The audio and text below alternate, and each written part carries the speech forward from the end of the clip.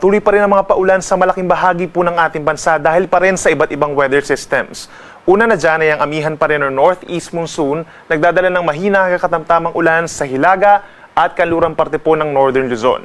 Ang shear line o yung linya kung saan nagbabanggaan ng mainit na easterlies at malamig na amihan ay nagdadala ng paulan sa silangang parte po ng Luzon.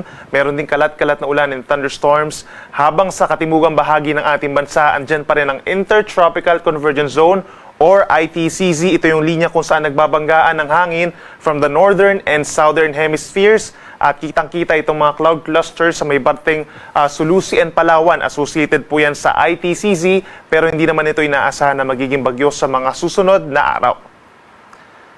Sa malaking bahagi ng Luzon, andyan pa rin ang mga paulan dahil pa rin nga dun sa iba't ibang weather systems. Asahan ng mga light to moderate rain sa may Batanes and Babuyan Islands. Meron naman tayong kalat-kalat na mga ulan, moderate to at times intense sa mga paulan sa may Apayao. Gayon din sa may Cagayan, Isabela, pababa ng Quirino, Aurora, Quezon and Camarines Norte. Epekto po yan ng shear line o yung banggaan ng mainit at malamig na hangin. At may mga paulan pa rin sa natitirang bahagi ng Kabikulan. Gayon din sa malaking bahagi ng Mimaropa. Epekto yan ng Intertropical Convergence Zone. So mag-ingat po sa mga posibleng pagbaha at pagguho ng lupa. At kung lalabas ng bahay, make sure po na meron pa rin tayong dalang payong.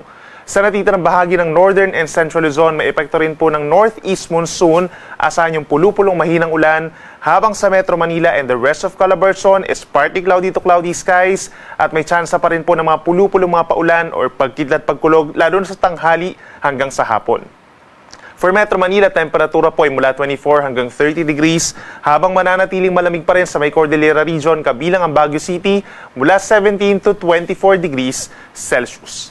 Sa ating mga kababayan po sa Palawan, pinakamalalakas ang mga pag-ulan po for today dahil nga dun sa cloud clusters na nakapaloob dun sa Intertropical Convergence Zone. So mag-ingat sa mga posibleng baha at pagguho ng lupa lalo na sa may katimugang bahagi ng Palawan.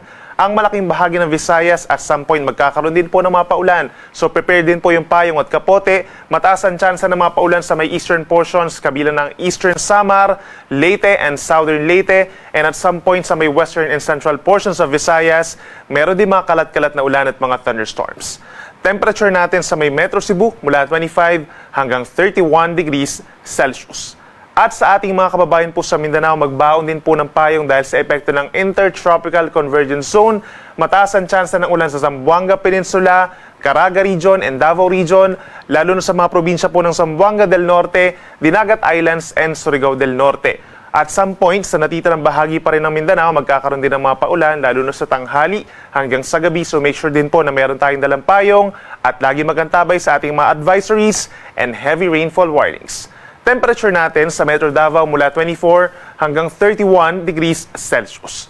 Dahil sa malakas na ihip ng Northeast Monsoon, meron pa rin tayong gale warning dito po sa may Northern Luzon, kabilang ng baybayin ng Batanes, Cagayan, gayon din ang Northern Isabela, Ilocos Norte, Ilocos Sur, pababa ng Northern La Union at Western Coast of Pangasinan. Hanggang 5 meters po yan or nasa 1.5 palapag ng gusaling taas sa mga pag-alon. Delikado pa rin for small sea vessels, lalo ng ating mga kababayan na nangingisda. At sa natitirang baybayin po ng Luzon, katamtaman hanggang kumisan maalon ng karagatan hanggang 3.5 meters. At sa may parting Visayas and Mindanao, kapag may mga thunderstorms, posible pa rin umabot po hanggang 2.5 metro. And for the coming days, makakaasa pa rin tayo ng gale warning at matataas sa mga pag-alon sa malaking baybayin po ng Northern Luzon dahil sa amihan. At para naman sa ating 3-day weather forecast or hanggang sa katapusan ng 2024, makakasa pa rin tayo ng paglamig dito sa may Northern Luzon. Epekto pa rin po yan ng Northeast Monsoon at mga pag-ulan pa sa natitirang bahagi ng ating bansa. Dito sa may Northern and Central Luzon, asahan yung mga light to moderate rains lalo na sa may areas po ng Cagayan, Batanes, Apayao and Isabela. Dulot po yan ng Northeast Monsoon. Habang meron pa rin tayong moderate to intense rains in many areas of our country dahil pa rin yan sa shear line na sa Intertropical Convergence Zone. At posible nga pong umabot hanggang 200 millimeters or heavy to intense equivalent po yan sa dami ng ulan dito sa may Cagayan, and Isabela.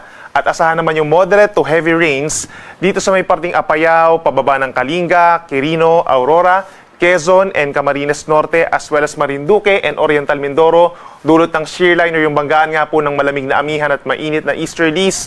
Dito sa parting ibaba, asahan din po yung 50 to 100 millimeters sa dami ng ulan by tomorrow sa may Palawan, Eastern Samar, Leyte, Southern Leyte, Dinagat Islands, Surigao del Norte hanggang dito sa may Zamboanga del Norte. Epekto pa rin yan ng Intertropical Convergence Zone. So mag-ingat pa rin sa mga posibleng pagbaha lalo na sa mga low-lying areas at yung pagguho ng lupa dahil ilang araw na pong umuulan dun sa mga bulubundukin na lugar at yung mga malapit din po sa ilog.